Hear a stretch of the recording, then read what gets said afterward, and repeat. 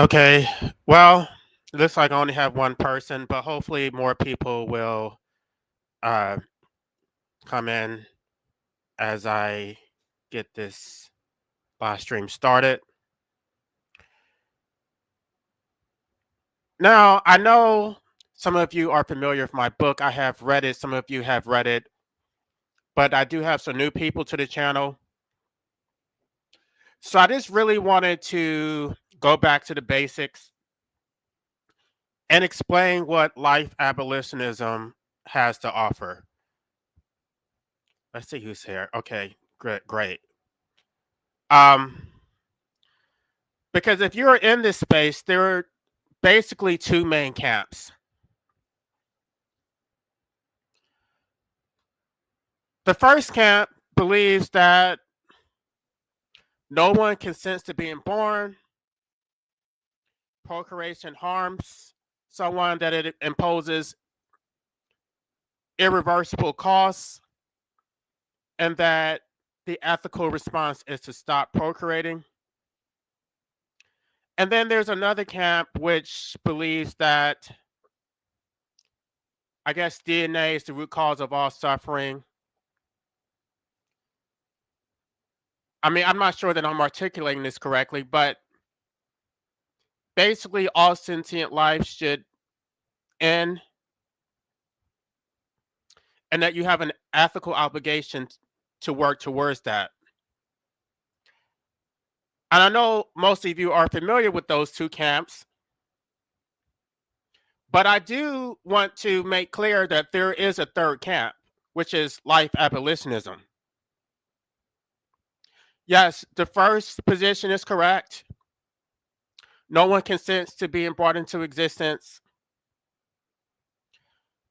I think this is mostly descriptive. It's mostly philosophical. It leads to endless debates. It leads to philosophical opportunism. And let's be clear. I mean, I consider myself an anti-natalist, but I don't think anti-natalism benefits us. We're already here. What do we stand to benefit from anti-natalism? It is a correct position that I agree with, but I don't think it goes far enough. To tell someone who's already here that they shouldn't have been brought into existence, it really doesn't do much. It really starts and ends there. People hear the arguments, they accept it or reject it. Unfortunately, the movement hasn't gone anywhere because of that very reason, that it is just a personal choice. There's no teeth behind it. There's no moral framework. There's no strategy. It's really not geared towards activism. It's really geared more towards academia.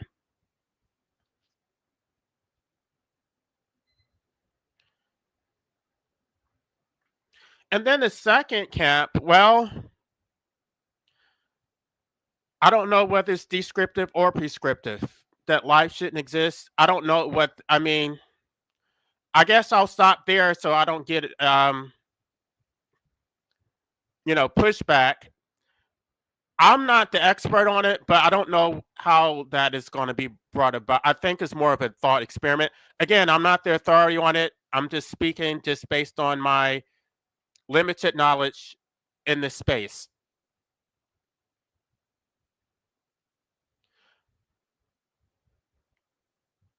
So life abolitionism is both descriptive and prescriptive. It describes the condition, existence imposed without consent. It names the cause. It describes the parent-child relationship. It describes your relationship to the state.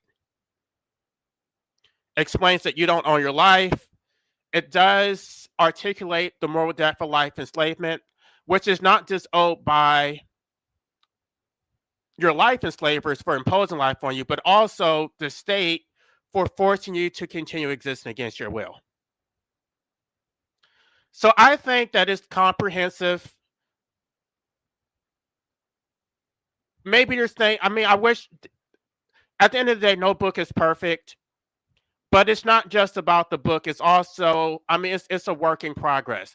I come up here, I do present, I come up with new ideas, I do live streams, and I'm also trying to implement some of the things that I've written about. So it's not just a philosophy.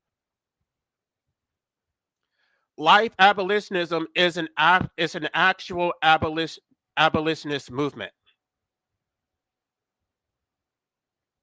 And I'm going to get into that about what the movement is actually about and what I'm actually trying to achieve.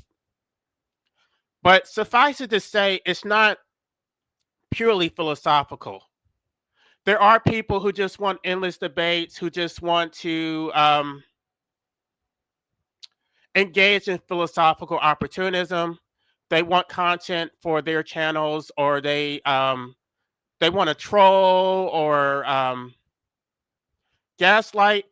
I just think that is very predatory, because there is real suffering going on. People do need help, and not the kind of help that they're talking about, not the dismissive help where you just go talk to somebody and your quality of life doesn't change at all. They need real qualitative help. They need self ownership. They need the freedom to do whatever they want with their lives. And currently, they don't have that. So these endless debates are not going to get them anywhere. We can talk about harm reduction all day long, but at the end of the day, if you don't own your life, then you don't have any agency to do much. I think self ownership is the cornerstone for all of it. When you own your life, then you're responsible for what you do with your life. You actually have control and agency. Then you have the ability to reduce your own harm. But when you don't own your life and you're owned by the collective, and the collective has a say on what you do with your life and your body, then I don't know how you're going to reduce harm, because you're not going to be able to even reduce your own harm. You're just going to be a sitting duck in perpetuity.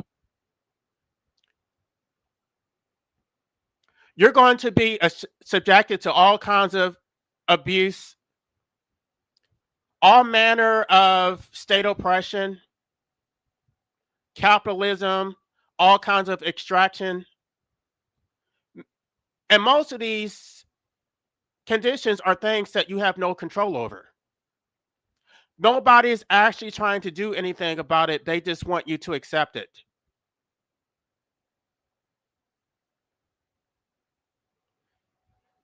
And just to be clear, I have pretty much finalized my initiative proposal. I've been working on this for, what's this, maybe 4 months or so. I've thought about I'm not going to say unfortunately, I can't present it on YouTube. I would like to get people's input, but I do have a stalker, and this is not hyperbolic. This is a literal stalker. A literal stalker who is archiving everything that I post, everything on my community wall, every video. I'm not sure what he's doing with this content, but he's already admitted that he's archiving everything. So I don't have the luxury of just putting it out in the public. I just don't have that. So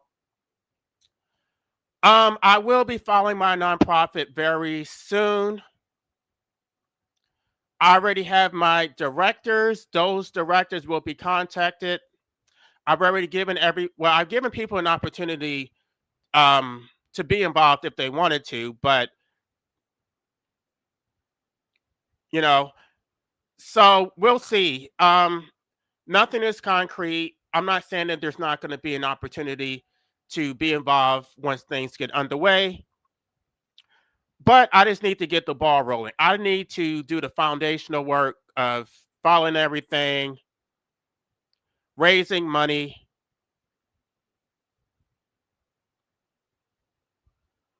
advertising, marketing, doing all that stuff. So the things that I'm proposing are not going to be done immediately. This is a long-term project. It's going to take a lot of money. It's going to take a lot of resources. So I'm not expecting any miracles. I know it's an uphill battle. They don't want to relinquish their ownership over other human beings.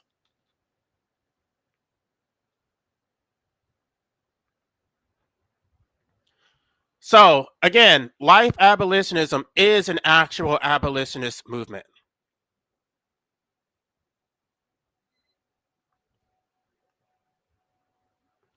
Every abolitionist movement in history has a goal of trying to minimize, you know, wrongs, or I mean, to address wrongs or to liberate people, or I guess maybe not necessarily people, but they're trying to liberate sentient beings, whatever they may be.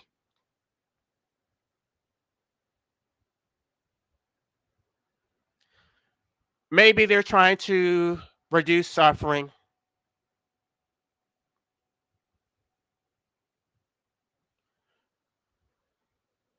And I know this is not the only abolitionist movement that exists, but my was I'm not going to say it's mine because I mean currently it's mine just because I haven't put in the work to bring in more people, but I don't see it that way. Like this belongs to everybody who wants to be a part of it. But life abolitionism is a little bit more targeted. It's a little bit more focused. It's not this a broad harm reduction focus. That's not what it is. It's about observing the human condition, specifically the nature of the parent-child relationship, our relationship to the state, identifying the root causes of problems, the institutional problems, and presenting real solutions. Now, as you know, I am an anarchist, so I'm not really an advocate for state violence. I know many people think that I'm trying to use the state to accomplish what I'm doing. That's absolutely not what I'm trying to do. If you think that's what I'm doing, okay, if I were to give that to you, just for the sake of argument, what I'm trying to do is a defensive posturing to prevent the state from deploying violence. I'm not advocating for state violence. I'm not trying to legalize anything. I'm trying to get the state off people's backs.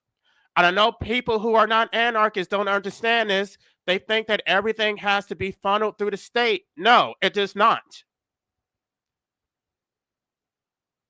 This has nothing to do with the state other than the fact that I have to use the democratic process to get this done. But am I really using state institutions? No, I'm not. And I know it's a little bit more complicated because I'm not able to share what my plans are, but this is not going through the legislature. This is, well, it will be presented to the legislature, but I'm presenting my proposal directly to the people. I'm not using the courts.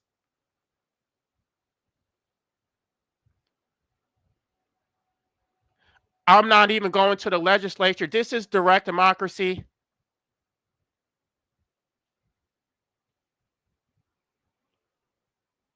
I'm going to eventually get back to direct democracy and people's obfuscation when it comes to that. How they do sort of pass they pass the buck on to their elected officials without realizing that the public themselves are directly responsible for their own government.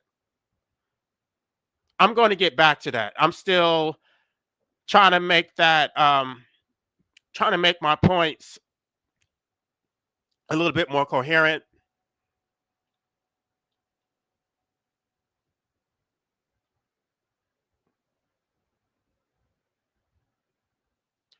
Now, here's the problem with our current system, which I actually articulate in my book. You're forced to exist against your will because life is imposed on you. And then once you're here, you're not permitted the right to exit. Now, people will say that I'm being authoritarian because I'm saying parents don't have a right to procreate. I'm not saying that at all. Yes, they do have a natural right to procreate. So never have you ever heard me say that I think that procreation should be criminalized or it regulate. I don't. You've never heard me say that.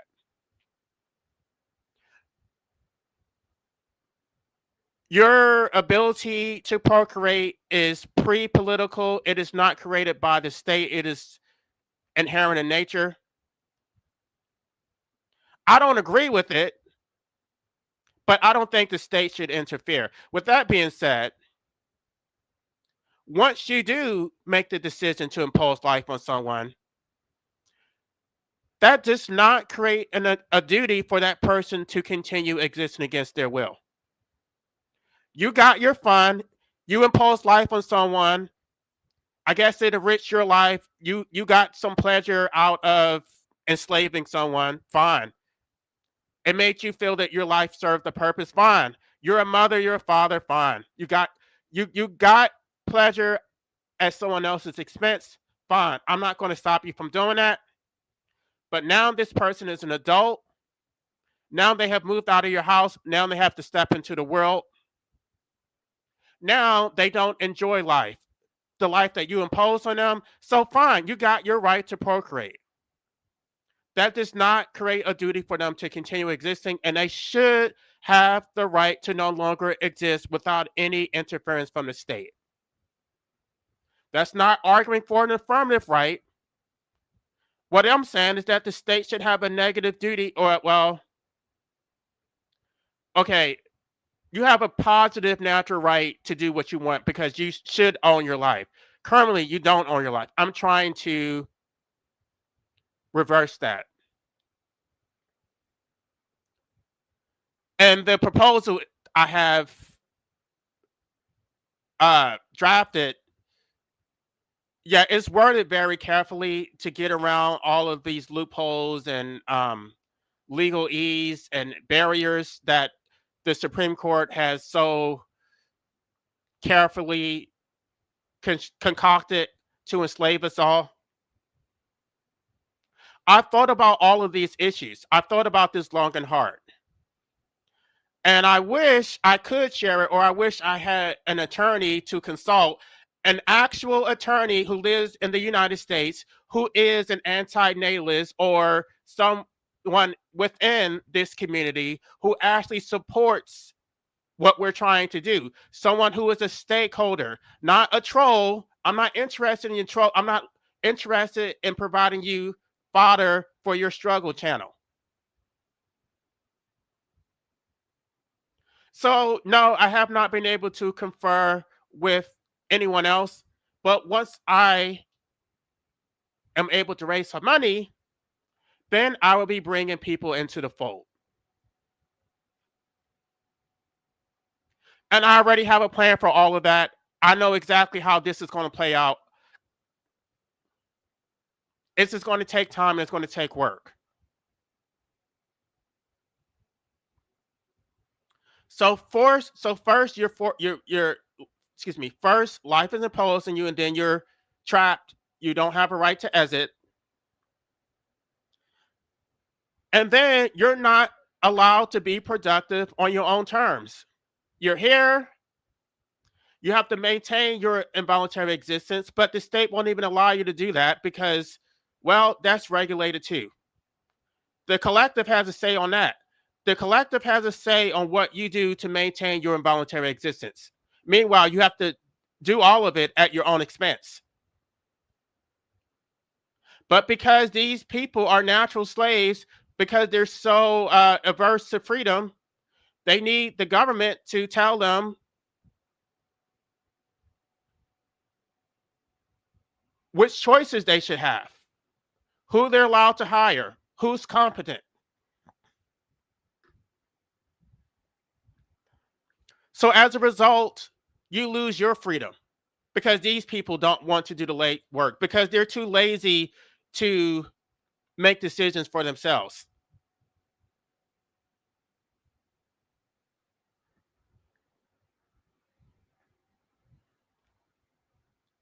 And then finally, you're not allowed to complain about any of it. You don't have any rights. You're trapped. You're a complete sitting duck. The state can literally do whatever it wants. You have no legal protection because they're protected with immunity. They can harass you. They can take your property, make your life a complete living hell. And then you're not allowed to complain about any of it because society says that you're whining. You should just shut up and get over it. Meanwhile, while they're telling you to get over it, they're trying to extract. They're telling you to stop complaining, but they come to you with all of their demands about how you owe society this and that. They're telling you how to live your life. And the reason that they're telling you to stop complaining is because, well, they don't want to be accountable for their own decisions. This is their system. This is their democracy. At the end of the day, the elected officials are just representatives. They're representatives of the people, but the people themselves are the authority. That's where the authority comes from. So I don't know who else you're supposed to complain to, but the very people who legitimize this entire system, the people who vote, the people who pay. Well, I pay taxes, but I don't. I mean, they're just taking it. I don't. I mean, it's not really a choice. They're just taking it. I guess I could stop working. I could be homeless. I don't know.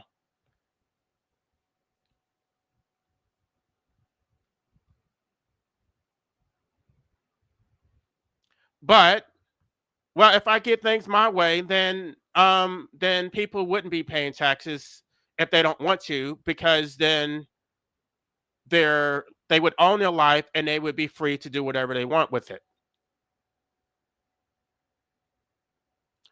So you have no independence, no autonomy, no voice. Nobody represents you. Anytime you try to speak up and tell the truth, you're going to be pathologized. You're going to be told that you need help. It's a complete erasure of your experience. Nobody actually gives a fuck. They just want to extract. Yes, all of that needs to be changed. Life abolitionism is a complete rejection of this pattern, of this gaslighting, of this oppression.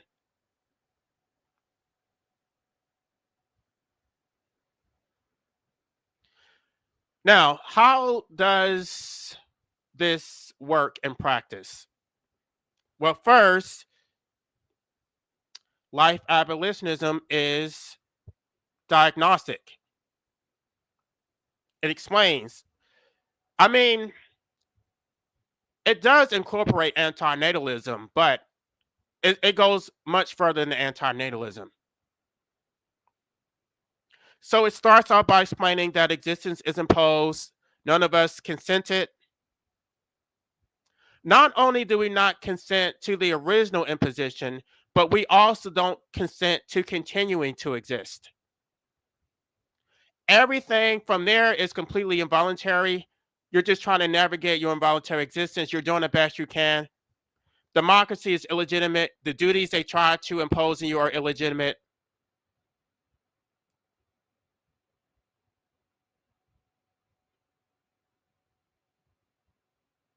It explains the cost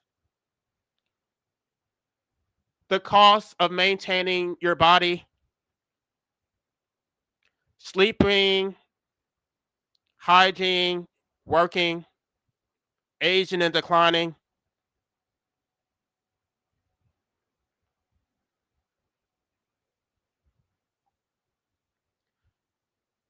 They say it's a gift, but it's a gift that you have to pay for. Their parents, a pair of people who did not pay the full cost, they rented you and then turned you over to the state so that you can pay the state.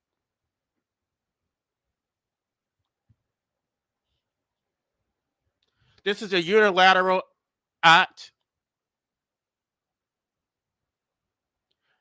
and you're the one who has to pay all the consequences.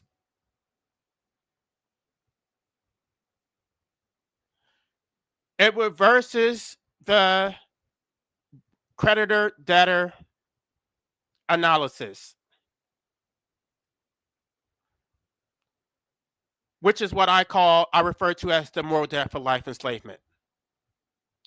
You did not choose to exist. You don't owe your parents, you don't owe society. They benefit from your involuntary existence. They owe you. Now they're going to try to gaslight you and talk about how they did this, how they sacrificed. No, this was all they were seeking a return on their investment. Society's trying to extract.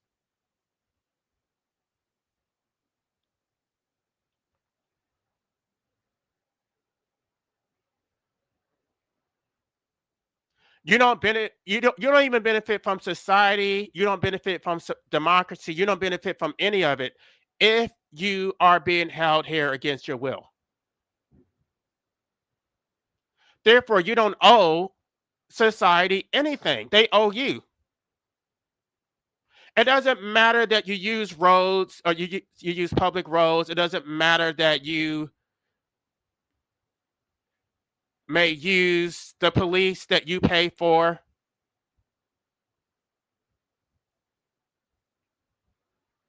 You're still held against your will. You're trapped in their matrix. You don't owe them anything. And anything that any benefit you have received from society, you pay for. You didn't get any of this for free. They are reaping far more benefits than you are. And I explain this in chapter 9 of my book, The Life Slave's Ledger.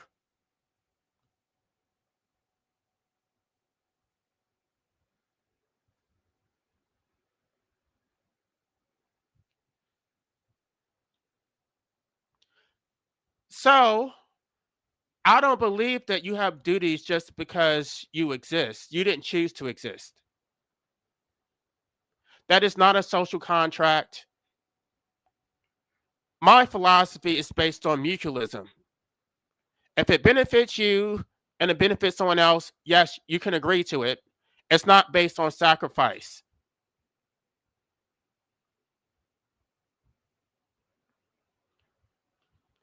And third, life-abolitionism challenges state authority. The state is your parent on a much larger scale. I would say that the state is not just your parent. The state is your master. The state has enslaved you.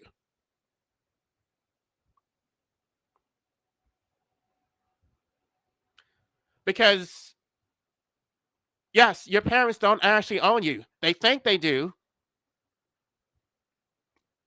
But your true owner is actually the state. The state has superior disposal rights over your life, liberty, and, well,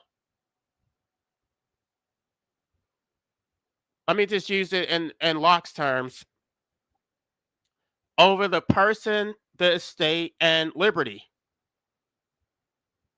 Those are the three domains of your personhood. Or those are the three domains of. Those are the three domains of property.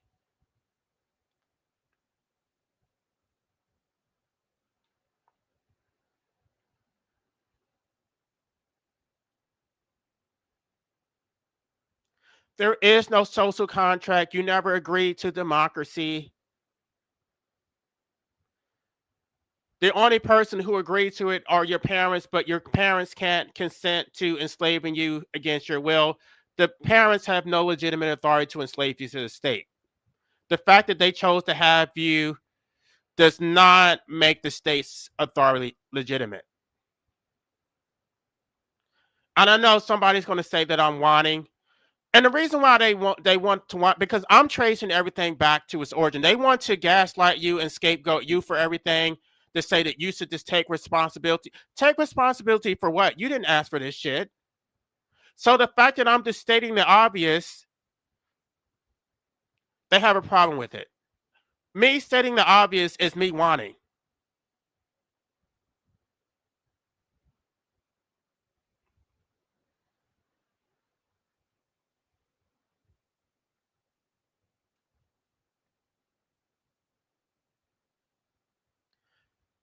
Let me explain the importance of decriminalizing medical assistance in dying, which is what my proposal is about.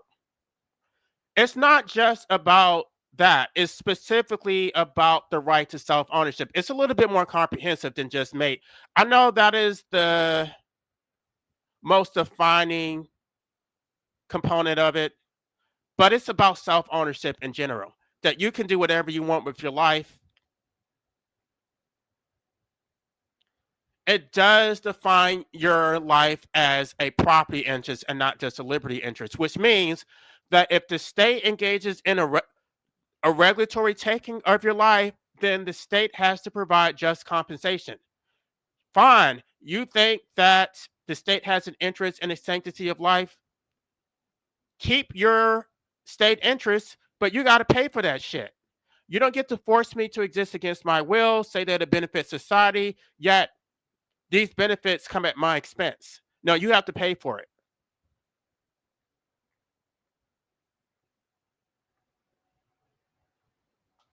The state and the collective should not get your existence for free. If they say that it benefits them, then they should absolutely have to pay for it. They should have to pay the maintenance of your involuntary existence. So if they don't want to decriminalize it, fine. Then they have a second option: pay to maintain your involuntary existence.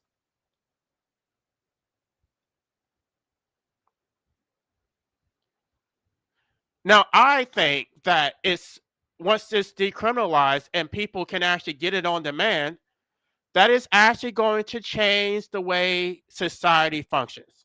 Because right now you're trapped. Now you're a complete sitting duck. Now you're susceptible to all kinds of abuse, to oppression.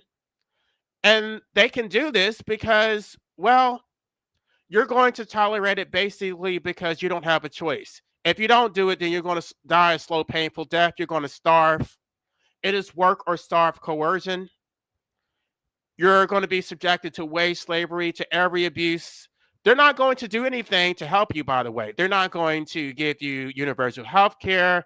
They're not going to do anything to give you access to housing. They're not going to pay your student loans. They're not going to do anything. They just want you to be a complete sitting duck under their system, under their oppressive public policies. They enact their policies, restrict your freedom, make your life a living hell. They don't want to do anything. And then when you complain about it, they say that you're whining. They got this shit all figured out. They have covered all their bases.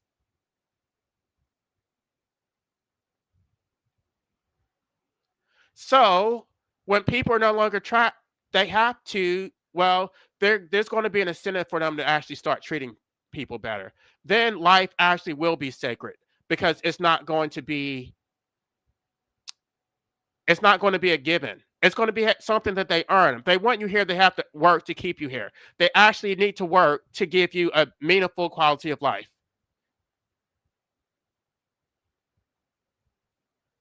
It's just so funny how they make your life a living hell and then talk about how life is so sacred.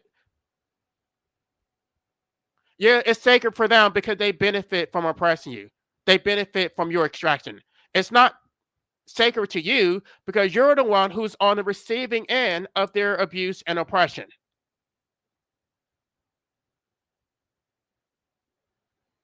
So, yes, your employer may be getting sadistic pleasure out of the fact that he can control you, he can yell at you, get you to do shit that you probably don't want to do, but you don't have a choice. All that shit stops. And, well, there's going to be a disincentive to procreate because they're not necessarily going to get a return on their investment. They're not necessarily going to be guaranteed a legacy. They're not going to be guaranteed someone to control.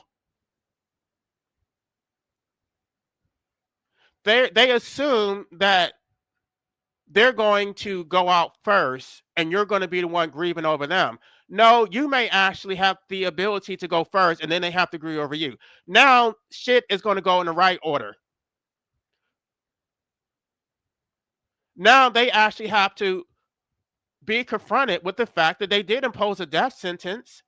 They did before. It would have been out of sight, out of mind, but now it's going to be in their sight and in their mind. And then they have to live with the grief instead of you having to live with the grief of losing them.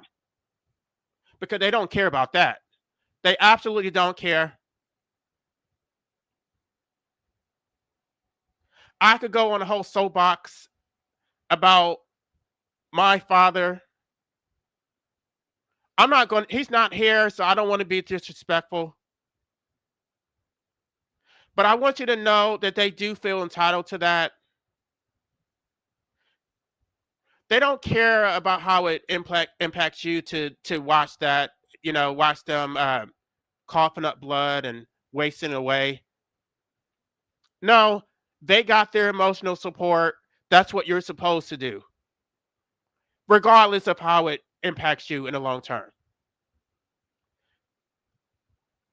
And this is the reason that they brought you into existence in a way, in the first place. This is one of the benefits that they get, that they don't have to die alone.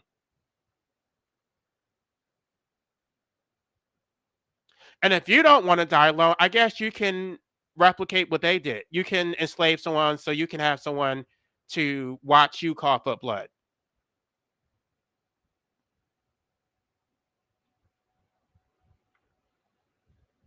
So it's not a panacea. It's not going to fix all the problems, but it's going to motivate them. You have student loan debt. They're not going to help you with that. They're going to say it's your personal responsibility. Fine. Let me own my life. Let me decide what I want to do with my life. And once I actually have ownership, guess what? There's no more student loan debt because there's no one here to pay it. Now you pay the fucking debt. Since you decided to concoct this entire racket of giving certain people a monopoly, not allowing a free market, you forced me to take student loans in order to get the ability to maintain my involuntary existence. You pay the fucking student loans because I'm not here anymore. So now who's going to pay it?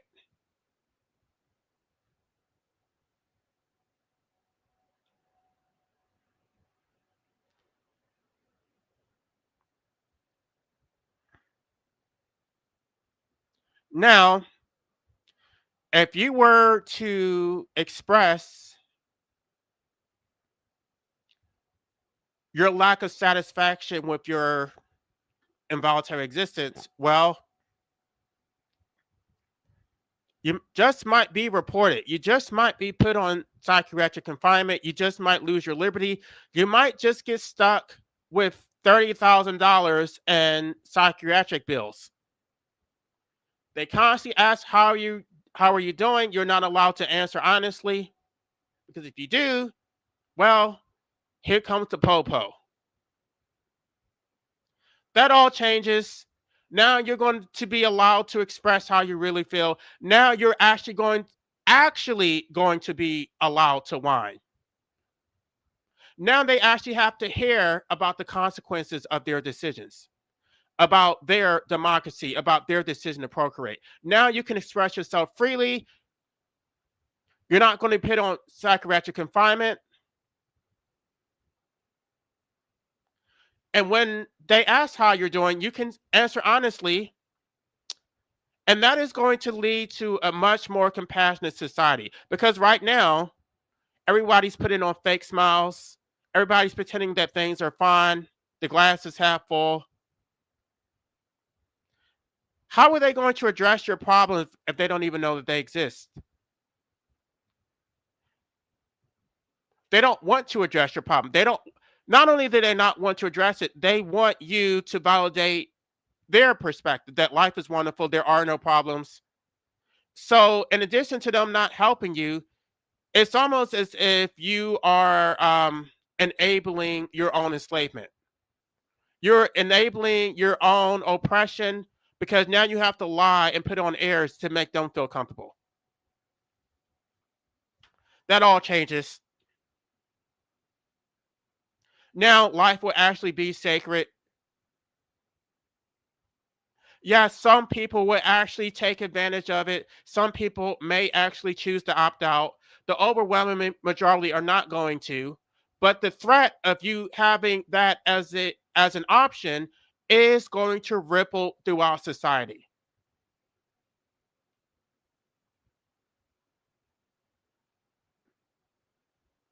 They don't want to lose you, even though they don't necessarily care. But I want you to know that a lot of these people, I'm not going to say everybody's narcissistic, but the way civilization and democracy works, it is narcissistic. It is collective narcissism where the individual doesn't matter, where you're here to give society narcissistic supply. The worst thing for a narcissist is for you to go no contact.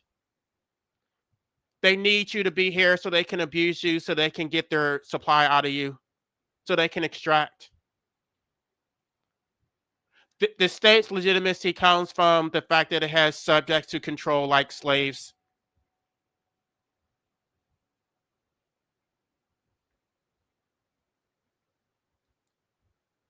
Now, when people actually have a choice, then there is a potential for a real and valid social contract for you to actually have consent.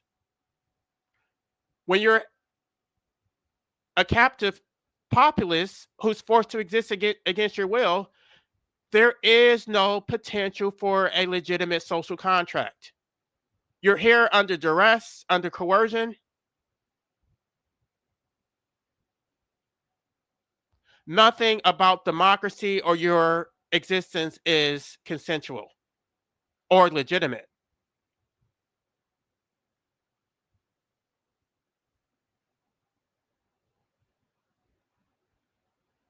Now, I do talk about not being productive. There are very concrete strategies for achieving this shit. Um, there's a lot to unpack. There's things you can do on an individual level. There's things you can do on a societal level. It's about self ownership, not asking for permission, not having to beg other people for rights that you should already have.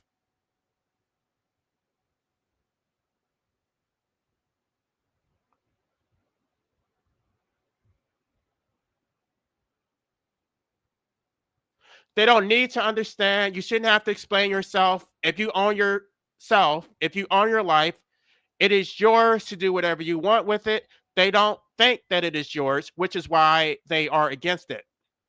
But it's fine. They're going to be exposed.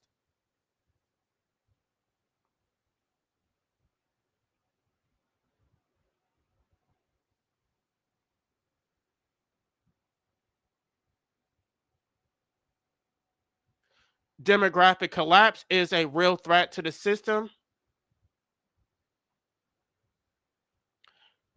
If made is available on demand, people are less likely to procreate because they're not going to receive a return on investment. And they will actually see that their decision to procreate has actually led to real harm. Now they don't have to think about it because they know that in all likelihood you're going to outlive them. But now they actually have to suffer the consequences of it because now you go out first and now they have to agree over you. So it's not going to be in our rational self-interest to procreate. Many people will think long and hard. They wouldn't be so callous and cavalier, so glib about procreating like it's just nothing. It's just something that they did. Like, they just made a cup of coffee. They It was just their personal choice. Now they're going to have to elevate their consciousness above that of a cat or a dog.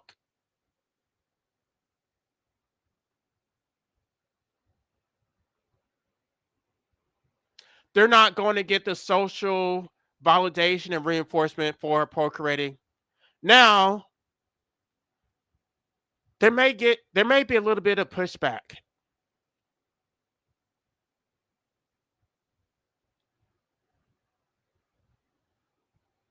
The state cannot survive without perpetual growth.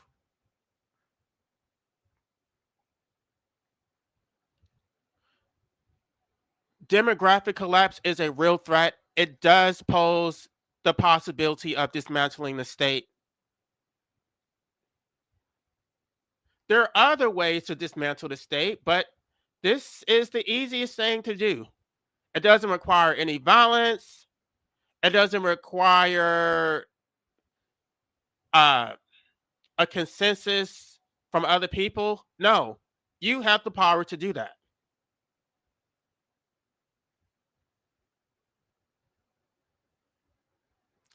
So, no, my philosophy, or let me just say life abolitionism, because again, it's not necessarily mine. I'm just the one who put it all together. But I did borrow from different philosophical frameworks from antinatalism, primordialism, anarchy, and socialism. I just synthesized it into one framework.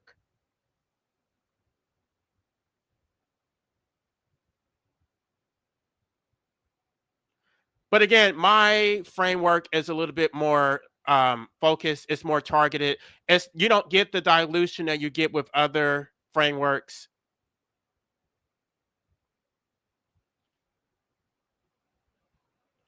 Yes, it can benefit other sentient life tangentially, but it is anthropocentric. It is primarily about humans. I think a reduction of the human population necessarily benefits other sentient life, especially if humans are the greatest harm to other sentient life. Is that my focus? No, but I think most of these camps have already decided to be targeted to whoever they think their primary benefactor should be. I don't think there really is a movement for humans. I don't think there is that. I don't think antinatalism even gets us there. There has been a lot of philosophical opportunism.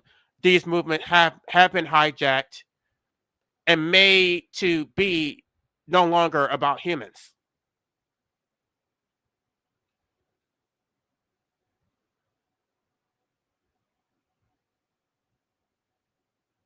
So I don't know.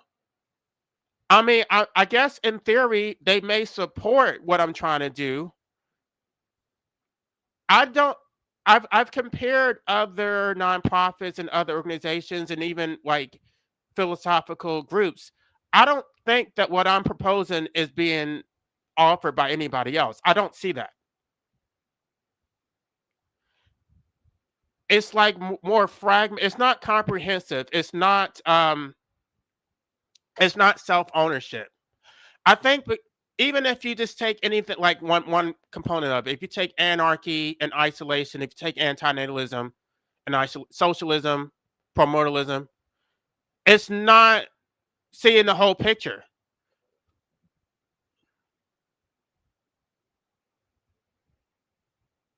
And I don't know, maybe there's other things that I could have added, but this still is a work in progress. This is a movement. This is not a book. This is not a philosophy. Once other people are brought into the fold, they may have other ideas. I'm just the one who's getting this shit started.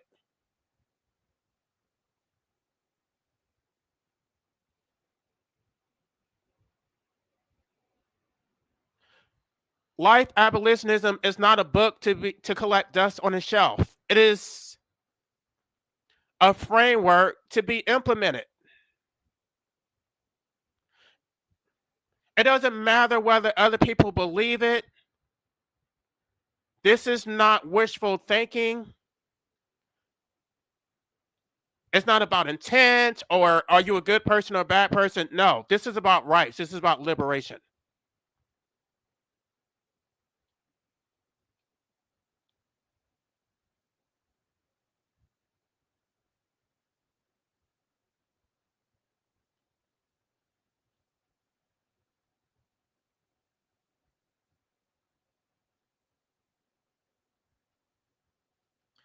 So, if you believe that no one consents to being born, then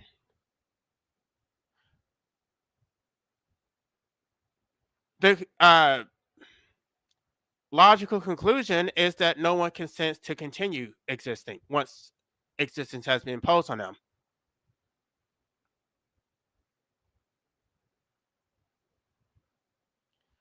If you believe that all sentient life should be included, fine. But you still got to go back to the baseline that even if you think that is what should happen, that you should liberate all sentient life, that should only be done by those who are here voluntarily. Those who actually want to be here, those who actually want to make the world a better place. You can't put that duty on somebody who's not here voluntarily.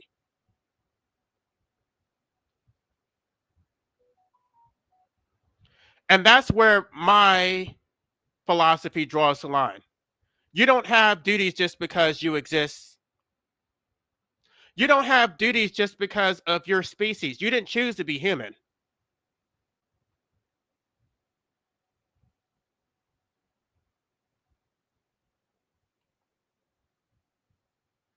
If they want to recruit you for their causes, they can, but it should be based on mutualism. What are you getting out of it?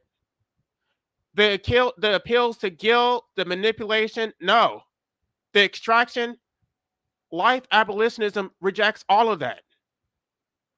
Your life is an end unto itself. You're not a means to somebody else's ends. You should develop some self-esteem and reject the extraction.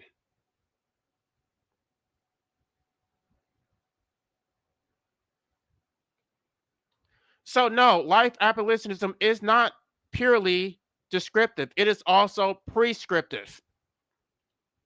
It is a framework for liberation. It is an actual abolitionist movement.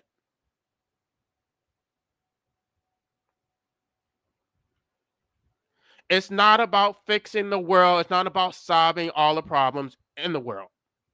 It's about liberating you specifically. And I don't think these other philosophies, these other movements are even trying to do that. I don't think that. I think they're more focused on broader philosophical theories, thought experiments. But I think you need I think you need something that is a little bit more concrete, something that is a little bit more actionable, that is actually going to relieve your suffering, that is actually going to liberate you. And so that's why I propose that you support life abolitionism. I'm not presenting my proposal yet because I don't want somebody to try to derail it before it even takes root. But once it has been put in a public sphere, I would hope that you support it. I would hope that you help fund it. I hope that you would work to actually get it passed.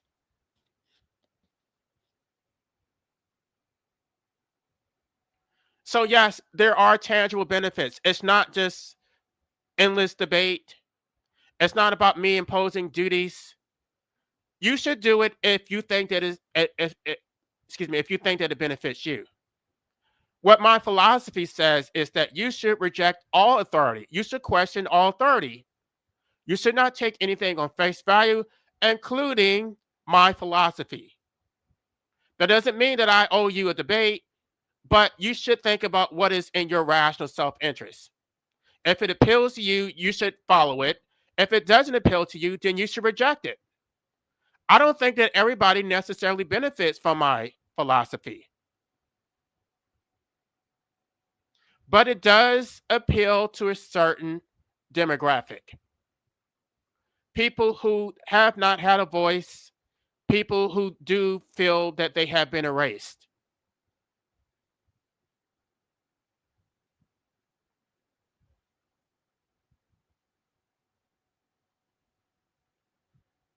Now, let me read some of these comments. I'm going to be 34 and broke on the 4th. Um, yeah, well, I don't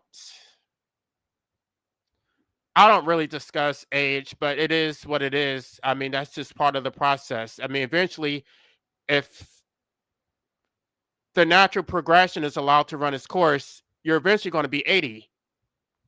You're eventually going to have a declining body and all kinds of health problems, and they want you to be a sitting duck.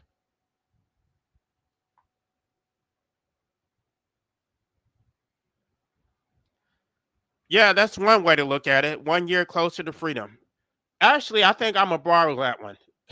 No, well, I don't know. Let's see if I can use that. 1 year closer to freedom. I refer to my birthday as the anniversary of my parents' mistake. I refer to my birthday as the worst day of my life. I refer to it as the day of my enslavement or conscription. It costs just to breathe. Yes, humans are the only species on the planet. Well, not all humans. The civilized human is the only animal on the planet that has to pay just to exist. Yes, they do for their own fulfillment, and it comes at your expense entirely.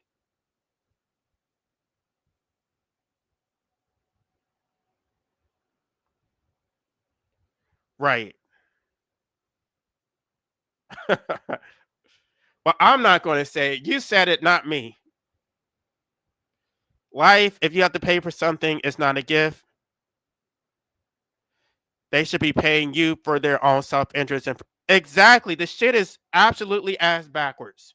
And so, what I'm trying to do is reverse this inversion, set things in its proper order, bring order out of chaos.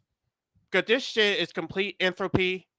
And yes, that's so. I just want y'all to know that. I mean, because I know there are people who are new to the channel, but I want you to know that I have my own philosophy. So I know that you may identify as something else, but just as you would not go to somebody else's channel to promote my philosophy, I don't think that you should come to my channel to promote someone else's. Like, this is my philosophy. I'm here to promote life abolitionism, not something completely separate and distinct. So, um, I appreciate everybody for being here. I am going to go ahead and end this live stream. Um, you all have a good night, and maybe I'll do another one on Thursday. I may do a panel discussion again, but I just really would like to keep. I would like to keep the drama to a minimum. I don't want to mention other content creators. I don't like. This is way too much drama. So in the future, let's try to keep that to a minimum. You all have a good night.